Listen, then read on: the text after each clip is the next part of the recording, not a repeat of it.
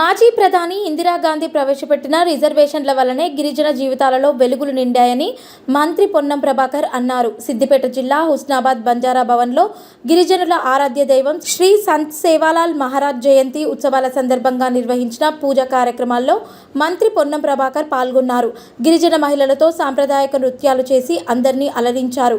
అనంతరం ఏర్పాటు చేసిన సమావేశంలో మంత్రి పొన్నం ప్రభాకర్ మాట్లాడుతూ హుస్నాబాద్ నియోజకవర్గంలోని గిరిజనుల అభివృద్ధి కోసం ప్రత్యేకంగా కృషి చేస్తామన్నారు. గౌరవెల్లి ప్రాజెక్టు నీళ్ల కోసం అసెంబ్లీలో చర్చిస్తే బీఆర్ఎస్ ఎమ్మెల్యేలు తనపై ఎదురుదాడికి దిగుతున్నారని మండిపడ్డారు. బీఆర్ఎస్ నాయకులు భయపెడితే భయపడేది లేదని, వాళ్లకు తానేమీ పాలేరును కాదన్నారు. సంత్ సేవాలాల్ మహారాజ్ ఆశయాలను స్ఫూర్తిగా తీసుకొని ముందుకు వెళ్తామన్నారు.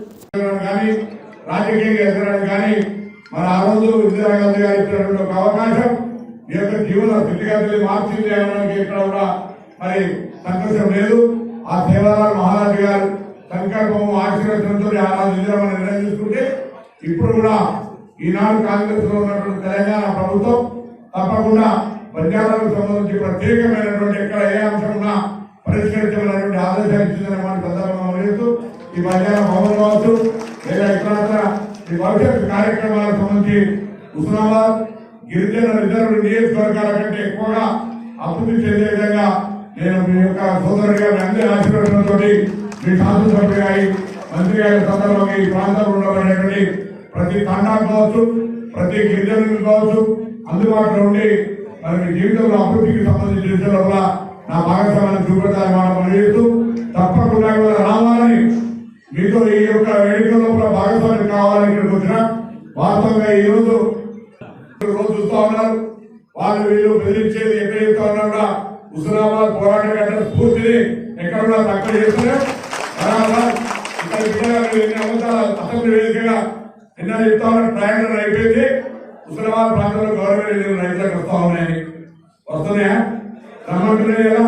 ఈ హుస్నాబాద్ ప్రాంతంలో గవర్నమెంట్ నీళ్లు ప్రయాణం చేస్తుండొచ్చు, కానీ అది నింపితే కాలువల ద్వారా తీసుకుపోవడానికి వ్యవస్థనే లేదు. అదే విషయం చెప్తే ఉంటా నా మీదనే గౌరవ పూర్తయితే మంత్రి గారు కావాలా లేకపోతే అనేటువంటి విధంగా మాట్లాడుతున్నటువంటి పరిస్థితి.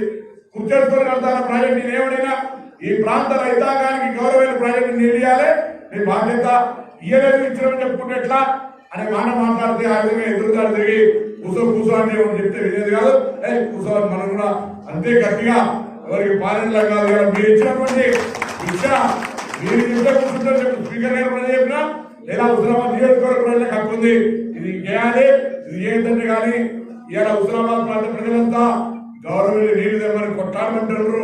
అందుకే శాసనసభ వేదికగా బరాబర్ గౌరవెల్లి నీళ్లు వేయాలి, ఆ నీళ్లు సాధించాలని కొనసాగించాలని సందర్భంగా మరొకసారి సేవాలాల్ మహారాజ్ యొక్క 285వ జయంతి సందర్భంగా అందరూ కూడా పేరు పేరున ఉదయపూర్వకంగా ధన్యవాదాలు. నా దగ్గర కూడా గిరిజన నియోజకవర్గాలతో సమానంగా మా దగ్గర కూడా ఇక్కడ గిరిజనులు ఉన్నారు.